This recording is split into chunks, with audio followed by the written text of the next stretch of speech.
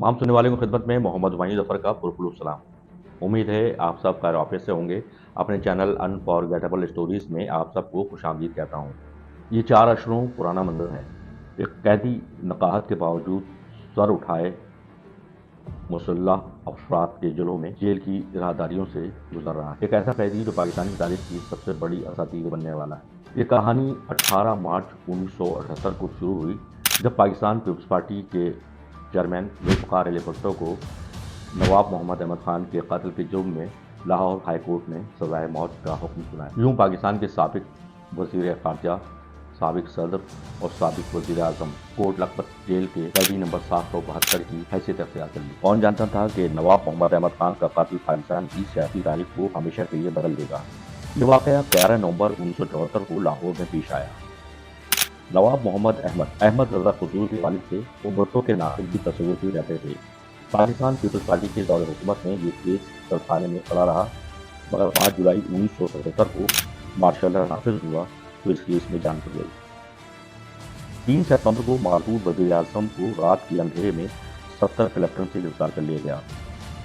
अक्टूबर 1977 में ये case lower court के बजाय हाई कोर्ट पहुंच गया और इसमें जुल्फ़िकार अली भुट्टो को फांसी की सजा हुई। बेरहम वक्त ने पाकिस्तान के ताकतवर तरीन शख्स को मसाइब के मझधार में ला छोड़ा। भुट्टो ने कानूनी जंग लड़ने का फैसला किया। जब सजाए मौत के खिलाफ सुप्रीम कोर्ट में अपील दायर की गई तो भुट्टो को कोट लखपत जेल लाहौर से पिंडी जेल मुंतकिल कर दिया गया, और यही वो जगह थी जहां वो अपनी ज़िंदगी के आखिरी 323 दिन गुजारने वाले थे। पिंडी जेल में एक अहम कैदी आने वाला था, जिसके लिए खुसूसी इंतजाम किए गए थे। कोठरियों के कच्चे फर्श को खोद कर लोहे और कंक्रीट का मजबूत फर्श बनाया गया ताकि सुरंग खोदने का खदशा ना रहे। छत तोड़कर फरार का इम्कान खत्म करने के लिए आहनी छत बनाई गई थी।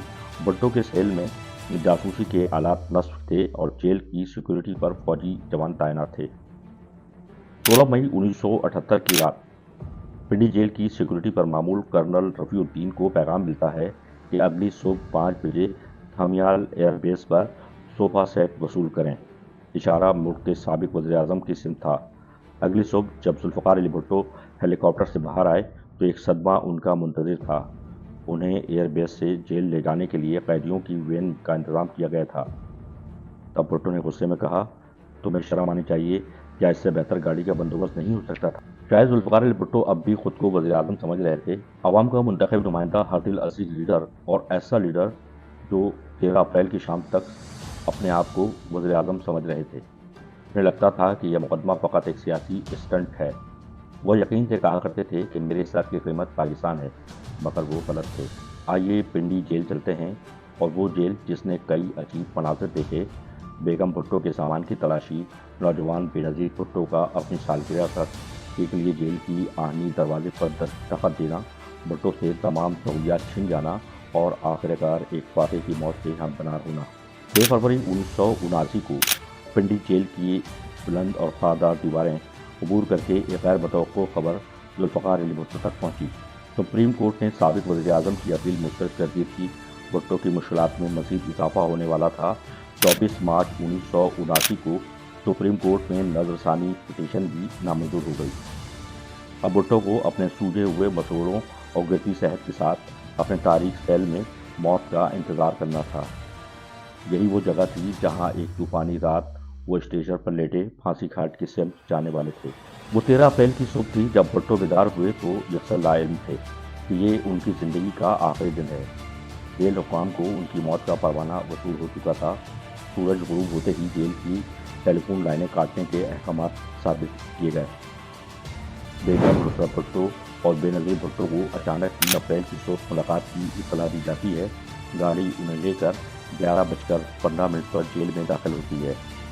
इस मौके पर बेगम भुट्टो ने सुपरिटेंडेंट पुलिस यार मोहम्मद से पूछा, ये मुलाकात किस सिलसिले में है? तो उन्हें जवाब दिया गया कि मैडम, ये आखिरी मुलाकात है। मुलाकात 11:30 बजे शुरू हुई। भुट्टो सेल के अंदर फर्श पर बैठे थे। सलाखों के इधर एक लोहे की कुर्सी पर बेगम भुट्टो मौजूद थीं। बिल्कुल खामोश, आंखों से आंसू रवा थे। बेनज़ीर भुट्टो सेल के सामने फर्श पर बैठी हुई थीं। बाप बेटी के दरमियान आहनी सलाखें हायल थीं। मुलाकात 2 बजे तक जारी रही। اس ملاقات میں وہ عجیب و غریب لمحہ بھی آیا جب بھٹو نے بے نظیر کو ایک طرف ہونے کو کہا اور جیل سپرنٹینڈنٹ کو بلایا اور پوچھا کہ کیا یہ آخری ملاقات ہے؟ انہیں جواب ملا، جی سر، سب ختم ہو چکا ہے۔ کرنل رفیع الدین کی مشہور زمانہ کتاب بھٹو کے آخری 323 دن میں ایک رحم کی اپیل کا تذکرہ ملتا ہے۔ اس کتاب کے مطابق 3 اپریل کی ملاقات کے بعد جب ماں بیٹی سیل سے باہر آئیں تو انہوں نے کرنل رفیع الدین سے ملنے کی خواہش ظاہر کی۔ بیگم بھٹو جنرل ضیاء الحق جو کرنل قذافی اور برطانوی وزیر اعظم کی بھٹو سے متعلق اپیل اور درخواست رد کر چکے تھے، ان کے نام رحم کی آخری اپیل کرنا چاہتی تھی۔ کرنل رفیع الدین کے مطابق یہ اطلاع اس وقت کے SMLA بریگیڈیئر خواجہ راحت لطیف کو پہنچا دی گئی۔ رحم کی اپیل کی اطلاع جب جنرل ضیاء الحق تک پہنچی تو ایک اعلیٰ افسر کو نصرت بھٹو سے ملنے ساحلہ ریسٹ ہاؤس بھیجا گیا، جہاں بیگم بھٹو نے انہیں صدر کے نام ایک تحریر درخواست کی۔ انگریزی میں تحریر کردہ ایک صفحے کے اس خط کا وہی نتیجہ نکلا جو اس سے پہلے کی اپیلوں کا نکلا تھا، فیصلہ ہو چکا تھا۔ شاید یہ خط آج بھی کسی ریکارڈ میں موجود ہو۔ برسوں بعد میجر جنرل خواجہ راحت لطیف نے جو بھٹو پر کتاب لکھی تو اس خط کو حاصل کرنے کی بھرپور کوشش کی، مگر وہ ناکام رہے۔ اس کا ذکر انہوں نے اپنے ایک ٹی وی انٹرویو میں ہی کیا۔ بھٹو کے آخری چند گھنٹے۔ 6 بج چکے ہیں۔ ذوالفقار علی بھٹو اپنی 12 فٹ لمبی 60.5 فٹ چوڑی کوٹری میں زمین پر پڑے گدے پر دراز ہیں۔ Superintendent jail Yar Muhammad, security battalion commander lieutenant colonel Rafiuddin, magistrate درجہ اول مسٹر بشیر احمد اور جیل ڈاکٹر ذاکر حسین نے سیل میں آ کر انہیں بلیک وارنٹ پڑھ کر سنایا۔ بھٹو نے لیٹے لیٹے یہ حکم سنا۔ ان کے چہرے پر کوئی اندیشہ نہیں تھا۔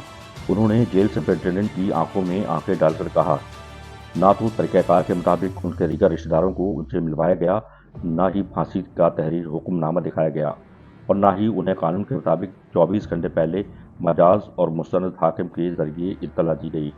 انہوں نے دانتوں کی تکلیف کے باعث اپنے معالج ڈاکٹر ظفر نیازی سے ملنے کی بھی خواہش ظاہر کی۔ شاید بھٹو صاحب اب بھی اس کارروائی کو ڈھونگ سمجھ رہے تھے، مگر کرنل رفیع سے اکیلے میں ہونے والی گفتگو کے بعد انہیں ادراک ہوا کہ صورتحال بدل چکی ہے۔ وقت قطرہ قطرہ کر کے گزر رہا تھا۔ 8:15 پر انہوں نے وصیت لکھنی شروع کی، مگر ان کا ذہن منتشر تھا۔ گھڑی کی سوئیاں آگے بڑھ رہی تھی، موت کا لمحہ قریب آتا جا رہا تھا۔ 11:25 پر وہ سونے کے لیے لیٹ گئے۔ بھٹو کی خاموشی اور تارا مسیح۔ جیل حکام آخری لمحات میں بھٹو پر طاری ہونے والی پراسرار بے ہوشی کا تذکرہ کرتے ہیں۔ اسسٹنٹ سپرنٹینڈنٹ جب 11:50 پر انہیں جگانے پہنچا تو بھٹو صاحب نے اس کی آوازوں کا کوئی جواب نہیں دیا۔ جیل ڈاکٹر نے 3 بار ان کا معائنہ کیا۔ وہ بظاہر ٹھیک تھے، مگر بالکل خاموش اور ساکت لیٹے تھے۔ دوسری طرف جلاد تارا مسیح کو لاہور سے بلدیہ وین راولپنڈی جیل پہنچا دیا جاتا ہے۔ وہ اس بات سے علم تھا کہ اسے کس مقصد کے لیے یہاں لایا گیا ہے۔ راولپنڈی میں واقع مسجد مولانا غوث ہزاروی کے خادم حیات محمد کو یہ کہہ کر کہ ایک میت کو غسل دینا ہے، پولیس وین میں پورا شہر گھمانے کے بعد پنڈی جیل کی اس کوٹری میں دھکیل دیا گیا جہاں تارا مسیح اگلے احکامات کا منتظر تھا۔ 1:10 پر آخر بھٹو خود گدے سے اٹھے۔ وقت ہو چکا تھا، گرم پانی موجود تھا، مگر انہوں نے نہانے سے انکار کر دیا۔ پورا رات تاریک تھی، جیل میں بارش ہوئی تھی اور آسمان پر گہرے بادل تھے۔ انتظامیہ نے اسٹریچر اور پیٹرو بیگز کا بندوبست کیا ہوا تھا۔ جیل حکام بھٹو کے سیل تک گئے۔ مجسٹریٹ نے ان کی وصیت کے بارے میں پوچھا، مگر خیالات منتشر ہونے کے باعث وہ کچھ لکھ نہیں سکے تھے۔ مجسٹریٹ اور ان کے درمیان گفتگو جاری تھی کہ جیل سپرنٹینڈنٹ کے حکم پر 4 آدمی اندر داخل ہوئے۔ پھانسی گھاٹ کی سمت سفر۔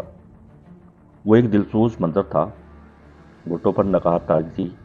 جو شخص کل تک عالم اسلام کا اہم ترین رہنما تصور کیا جاتا تھا، اسے اسٹریچر پر پھانسی گھاٹ کی سمت لے جایا جا رہا تھا۔ مشقتی عبد الرحمن آنکھوں میں آنسو اور ہاتھ میں چائے کا کپ لیے سامنے کھڑا تھا۔ پھانسی گھاٹ 250 گز دور تھا۔ اس دوران مکمل خاموشی رہی، بس قدموں کی دھمک تھی۔ ایک موقع پر بھٹو نے نصرت بھٹو کے تنہا رہ جانے پر غم کا اظہار کیا، پھر خاموشی چھا گئی۔ آخر وہ لمحہ آ گیا۔ ذوالفقار علی بھٹو بے تاثر چہرہ لیے دار پر کھڑے تھے۔ وہ اس موت سے چند لمحے دور تھے۔